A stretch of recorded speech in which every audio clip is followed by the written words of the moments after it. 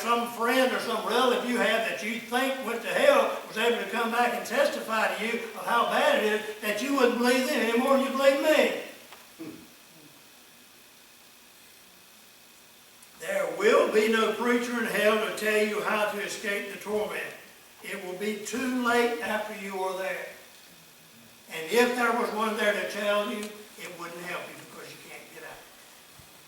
It's a one-way street. It's a lock on the outside. There's not a lock on the inside. You can't get it.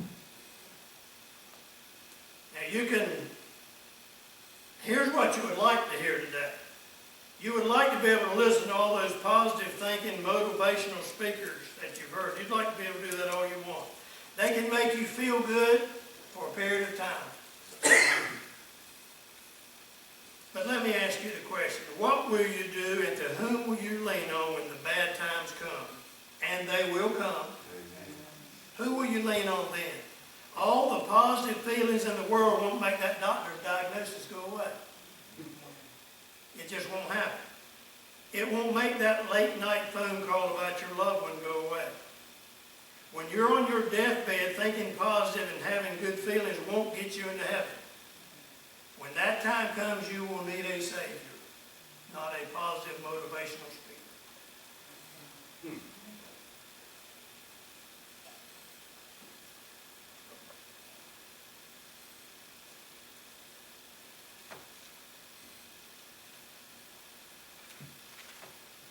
I'm going to have to give an account of every message, every word, every action, and every deed that I say and that I do. But so will you. Amen. And I get to answer for me only. I don't get to answer for you, and you don't get to answer for me. We answer for ourselves. Stop and think about that. Every deed, every action, every word, every thought, we're going to have to answer for. I heard someone say the other day, an individual on the radio made a statement, said, the Word tells us that we're going to give an account for every idle thought or word or deed that we've done or thought.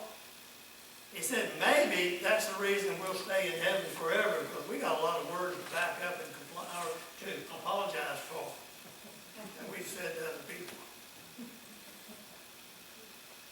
I don't know. We're going to give an account for every word, action, thought that we do.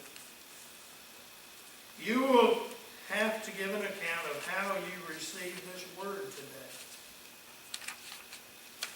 And I will tell you that if you end up in hell, it may be because you rejected this message today.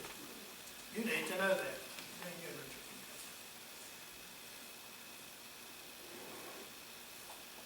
Every time we hear the gospel message preached, whether it be in word or song or somebody's testimony, however we hear it, every time we hear the gospel message, we are making a choice.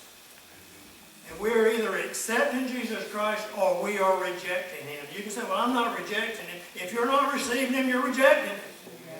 We can flower it up, make it pretty, make it sound good. We can put flowers on it. We can play nice, soft, beautiful music and with harps and organs and whatever we want. It doesn't matter. If you don't accept it, you're rejecting it. There's no ifs, there's no ands, there's no buts about it. And you may end up in hell if you reject the message. But there's one last thing you need to know. And that is that you don't have to experience hell. You don't have to experience it. You don't have to because God made it possible for you to escape it. He said that if you ask for forgiveness of your sins, believing that Jesus died for those sins, and ask Him into your heart and into your life, that you could spend eternity with Him and not in hell. It's not complicated. It's not a long list of do's and do's and do's and don'ts and don'ts and don'ts.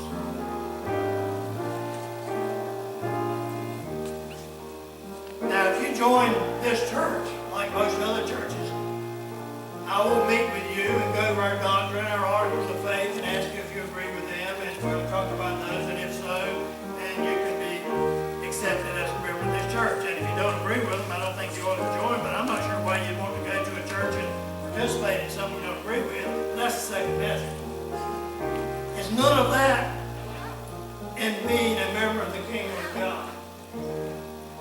Confess your sins, believe He died for those sins, and ask Him to forgive you. And you don't have to spend eternity with Him. I said at the beginning that life boils down to we're born, we're die, and what we do in between determines our homecoming.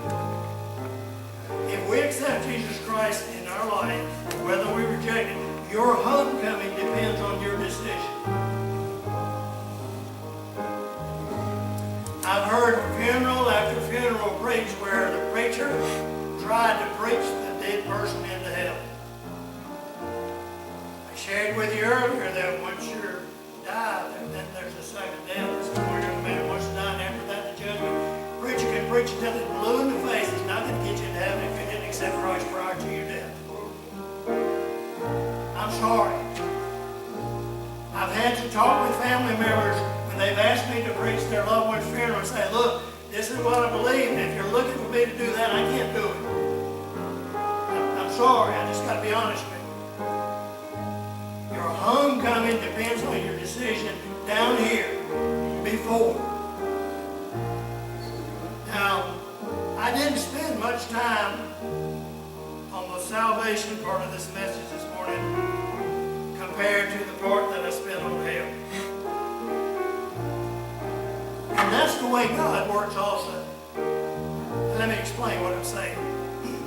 You see, it doesn't matter how long you've sinned. It doesn't matter how badly you've sinned. How many sins you commit. It doesn't matter about any of that. In a moment, God can change your life and set you free and deliver you from the gates of hell and send you on your way to heaven. That quick. So I can spend 15 or 20 or ever how many minutes it's been on talking about hell and only give you 2 minutes about going into heaven. That's the way life is. I've heard people say, well, that person has a deathbed conversion. I don't know about that. I don't care if you snatched them from the gates of hell on their deathbed or their baptismal day as a child. I don't care as long as they're out of hell. And what's more than that, God cares even less than I. He wants us in heaven. He wants us out of hell. So maybe you're here this morning, and maybe you've been serving Christ for years and years and years, and this message wasn't for you. It was for you. Because you need to know those 5 things about hell so that you can share with those that you know who don't know Christ as their Savior. Or maybe you're here this morning and you've never made that commitment. Or maybe you're here this morning and you've made that commitment, but because of life and because of circumstances, you turned your back and you went the other way. God said that God is a God of second chances. He says, I'm still here. I'm the same yesterday, today, and